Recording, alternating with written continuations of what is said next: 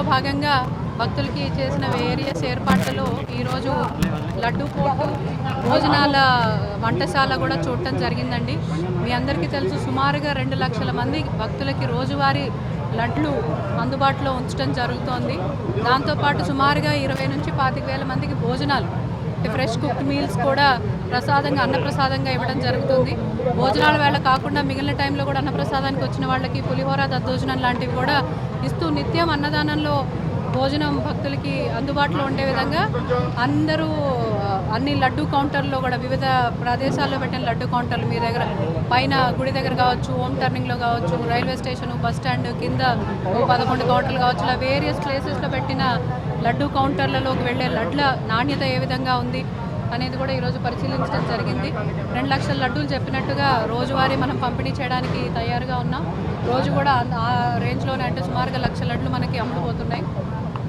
నాణ్యత కూడా పరిశీలించడం జరిగిందండి.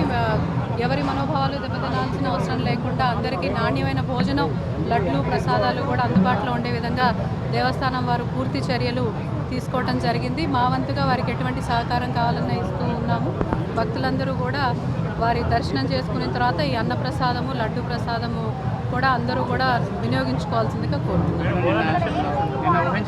విజయ నెయ్యి అండి, విజయ నెయ్యి వాడుతున్నారండి, అది కూడా చెక్ చేయడం జరిగింది.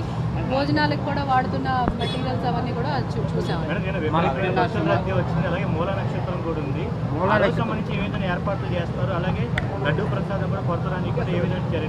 లడ్డు ప్రసాదానికి కొరత లేదండి. ఇప్పటి వరకు మనకి 75,000 నుంచి 80,000 ఫుట్ఫాల్ వచ్చింది. నిన్న 1,00,000 మంది దాటారు. నేను దాకా చెప్పినట్టు 2 లక్షల పైన తయారు చేసుకుని స్టోర్ చేసుకునే కెపాసిటీ ఉంది. సో నిన్న వచ్చిన దానికి డబుల్ వచ్చిన మూల నక్షత్రం రోజు 1,50,000 అలా వస్తారని అనుకుంటాం. అంత డబుల్ వచ్చినా కానీ లడ్లుకి ఎవరికి కొరత లేకుండా అందుబాటులో ఉండటం జరుగుతుంది. ఈరోజు కూడా మీరు గమనిస్తే వీఐపీలు కావచ్చు, వెహికల్స్ కావచ్చు, చాలా రెస్ట్రిక్ట్ చేయడం జరిగింది. నిన్న వీఐపీలు తాకిడి ఎక్కువ ఉంది, సండే కూడా కాబట్టి ఎక్కువ ఉంది అన్న కామెంట్స్ వచ్చాయి. కాబట్టి ఈరోజు చాలా నియంత్రణ చేయడం జరిగింది. సామాన్య భక్తులే ప్రయారిటీగా తీసుకొని వీఐపీస్ కూడా చాలా స్ట్రిక్ట్గా వారికి ఇచ్చిన టైముల్లోనే రావాలి, తర్వాత వస్తే మేము వారికి ఏమి సహాయం చేయలేకపోతామనే విషయాన్ని స్పష్టంగా తెలియజేస్తూ ఎప్పటికైనా వీఐపీలని కొంతసేపు ఆపైనా కానీ సామాన్య భక్తులే మాకు ఇంపార్టెంట్ అండి.